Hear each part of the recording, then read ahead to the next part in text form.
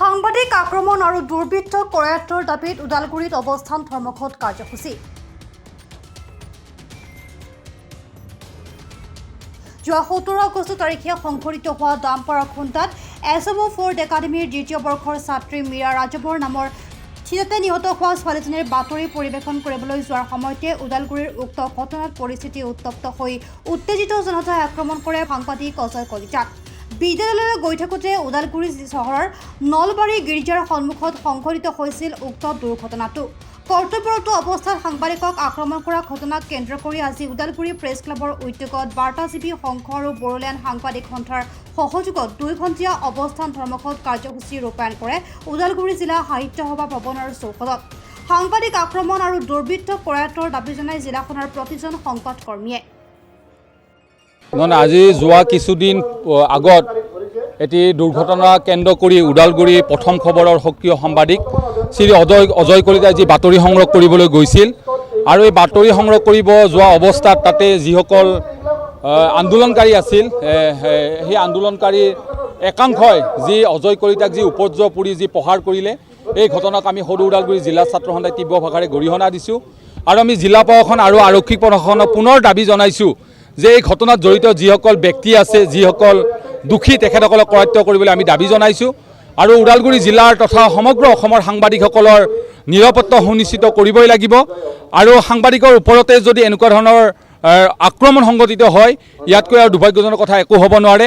আমি পুনৰবাৰ জিলা প্ৰশাসন আৰক্ষী প্ৰশাসনক দাবী জনাইছোঁ যে অজয় কলিতাক যিসকল উদণ্ড যুৱকে প্ৰহাৰ কৰিলে, তেখেতসকলক যি আমাৰ আৰক্ষী প্ৰশাসনে কৰায়ত্ব কৰি উচিত শাস্তি প্ৰদান কৰিবলৈ আমি আজিৰ এই অৱস্থান ধৰ্মঘট কাৰ্যসূচীৰ জৰিয়তে আমি সদৌ ওদালগুৰি জিলা ছাত্ৰ সন্থাই আমি দাবী জনাইছোঁ। আজি সাংবাদিকবিলাকে ওদালগুৰি টাউনৰ মাজমজিয়াত তেওঁলোকৰ জাষ্টিছৰ কাৰণে ধৰ্ণা কাৰ্যসূচী ল'ব লগা হোৱাটো আমাৰ কাৰণে দুৰ্ভাগ্যজনক কথা, কিয়নো যি সাংবাদিক বন্ধুসকল যিহেতু গণতন্ত্ৰৰ স্তম্ভ, তেওঁলোকে এইটো মানে এইটো পৰ্যায়ত তেওঁলোকে কাম কৰি আছে যে তেওঁলোকে সমাজৰ অঞ্চলৰ যিখিনি মানে সমস্যা ৰাইজৰ মাজত মানে ওলাই আনে আৰু এইবিলাক কাম কৰি থকাৰ সময়তে এটা অবাঞ্ছিত ঘটনা যোৱা 17 তাৰিখে হৈ গ'ল। 17 তাৰিখে দামপাৰা খুন্দাত এজনে মানে ক্লাছ 12ত পঢ়ি থকা এক্স-বপৰ ছিনিয়ৰ ছেকেণ্ডাৰী একাডেমী স্কুলৰ মীৰা ৰাজভৰ নামৰ এজন ছোৱালীক মানে দামপাৰাই খুন্দাই পিনে মানে মৃত্যু বৰণ কৰিবলগীয়া হৈছিলে। এই ঘটনাত মানে সংগত ৰাখি পিনে যিটো সাংবাদিক প্ৰথম খবৰৰ সাংবাদিক অজয় কলিতা ডাঙৰীয়া তেওঁ খবৰ মানে ভিডিঅ' ফুটেজ নিউজ কভাৰেজ কৰিবৰ কাৰণে গৈছিলে, কিন্তু তাতে উপস্থিত যিখিনি ছাত্ৰ ছাত্ৰীৰ পৰা লৈ পিনে বিভিন্ন ছেকশ্যনৰ ৰাইজ উপস্থিত হৈছিলে। ইয়াৰ মাজতে কিছুমান দুষ্কৃতিকাৰী তেওঁক মানে দলবদ্ধভাৱে আক্ৰমণ কৰিছিল আৰু বেয়াভাৱে আক্ৰমণ কৰি পিনে তেওঁক হস্পিটেলাইজ কৰিছিলে। ইয়াক কাৰণে আমি ধিক্কাৰ জনাইছোঁ আৰু ওদালগুৰি জিলা এফচিৰ ফালৰ পৰা আমি এইটোৱে ক'ম যে এইবিলাক ঘটনা যাতে পিছৰ পৰ্যায়ত যাতে নহয়, তাৰ কাৰণে জিলা প্ৰশাসনে আৰু পুলিচ প্ৰশাসনে যাতে বিহিত ব্যৱস্থা ল'ব লাগে বুলি আমি অনুৰোধ জনাইছোঁ আৰু যি ভিক্টিমাইজ ৰিপৰ্টাৰ অজয় কলিতাক চৰকাৰৰ ফালৰ পৰা মানে ফাইনেন্সিয়েল কম্পেনচেশ্যন দিবৰ কাৰণে অনুৰোধ জনাইছোঁ আৰু যিখিনি ঘটনা এতিয়া দামপাৰা দৌৰাত্মক ওদালগুৰি জিলাত এইটো মাহতে 2জন মানে ছাত্ৰ মৃত্যু বহন কৰিব লগা হৈছে, তাৰ কাৰণে জিলা প্ৰশাসনে মানে কঠোৰভাৱে ব্যৱস্থা ল'ব লাগে বুলি আমি আহ্বান জনাইছোঁ আৰু অদূৰ ভৱিষ্যতে আমাৰ সাংবাদিক বন্ধুসকলে মানে ভাল পৰিৱেশ এটা পাব লাগে, সংবাদ মানে সংগ্ৰহ কৰাৰ কাৰণে বাতৰি সংগ্ৰহ কৰাৰ কাৰণে যিখিনি পৰিৱেশ কৰি দিব লাগে ছেফটি এণ্ড ছিকিউৰিটি, এইটো জিলা প্ৰশাসনে সম্পূৰ্ণভাৱে দায়িত্ব ল'ব লাগে বুলি আমি জিলা অফিচৰ পৰা আহ্বান জনাইছোঁ আৰু আজি যি কাৰ্যসূচী, এই কাৰ্যসূচী যিখিনি ডিমাণ্ড ৰাখিছে সেইখিনি যাতে চৰকাৰে ফুলফিল কৰে, এইটো মই আহ্বান জনাইছোঁ।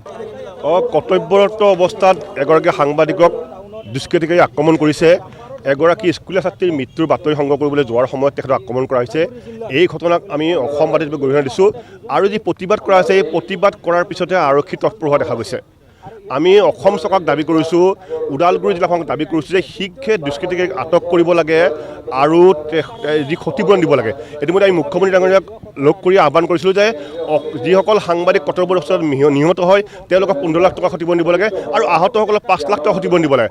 আজি আমি এই স্থানৰ পৰা অসম চৰকাৰক দাবী কৰিছোঁ যে অজয় কলিতা যিহেতু আহত হৈছে, চিকিৎসাধীন হ'বলগীয়া হৈছে, অজয় কলিতাক 5 লাখ টকা ক্ষতিপূৰণ দিবলৈ আমি দাবী জনাইছোঁ। ওদালগুৰিৰ পৰা চিন্ময় ডেকা ৰিপৰ্ট, প্ৰাতঃ টাইম ডিজিটেল। অসমৰ সংবাদ জগতখনৰ বাবে এক সুখবৰ। নৰূপ নহাজেৰে প্ৰায় 30 বছৰীয়া অভিজ্ঞতাপুষ্ট সাপ্তাহিক কবচ পুনৰ এবাৰ ৰাজ্যৰ মাজলৈ। স্বত্বাধিকাৰী প্ৰণীতা কলিতাৰ দ্বাৰা প্ৰকাশিত আৰু অমৰজ্যোতি প্ৰিণ্টাৰ্ছ, গুৱাহাটী কমাৰ্চ কলেজৰ বিপৰীত ফালে মুদ্ৰিত। আমাৰ ঠিকনা মুখ্য কাৰ্যালয় অসম ফৰেষ্ট স্কুল, হৰিমন্দিৰ পথ, গুৱাহাটী আৰু অস্থায়ী কাৰ্যালয় Kalita market, Bijoynagar, Kamrup, Assam.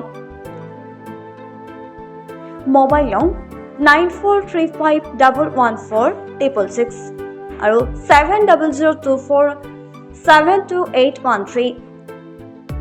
Mail ID probhatiahom@gmail.com।